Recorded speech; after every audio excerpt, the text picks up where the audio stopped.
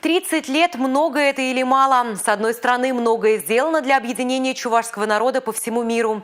С другой, сколько еще предстоит сделать для сохранения чувашской культуры, традиций и языка. Об итогах работы и планах на будущее Чувашского национального конгресса говорили практически все выходные филармонии на торжественном праздновании юбилея ЧНК.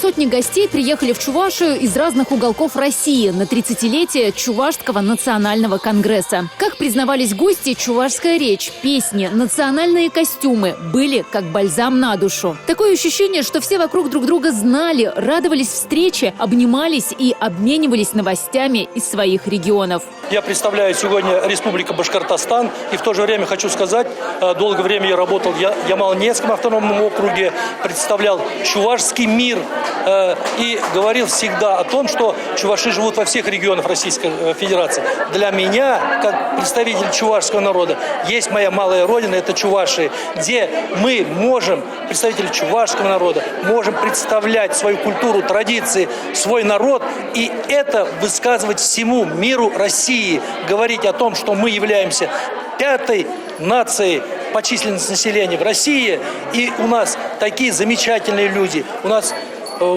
везде есть свои лидеры, свои представители, и спортсмены, и певцы, и сельхозники, и промышленники, которые представляют наш чувашский мир. Чувашский национальный конгресс создан в 1992 году. Общественная организация объединила людей, которым не безразлично будущее народа. Оно напрямую зависит от знания языка, сохранения культуры и традиций, взаимной поддержки. Основная цель этого Чувашского национального конгресса – это сохранение чувашского языка, сохранение чувашской культуры и, конечно же, история. Комитет культуры национального конгресса, мы работаем именно такими проектами. Это открытые лектории Чувашского национального конгресса, «Без прошлого нет будущего» и «Культура Чувашии в лицах». Вот в рамках этих мероприятий по сохранению культуры, народных традиций и нашего родного чувашского языка.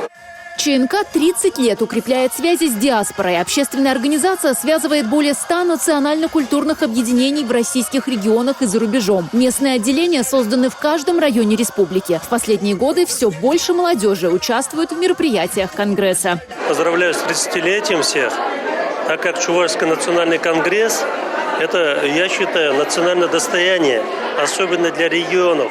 Когда регионы приезжают в Чебоксары, они, конечно, первым делом заходят в Чувашский национальный конгресс. Конгресс на сегодняшний день не только сохраняет культуру и быт чувашского народа, и самое главное, надо развивать все это дело, а развивать без молодежи, без наших гостей это невозможно, и смысла нет. Так как мы ездим очень много по регионам.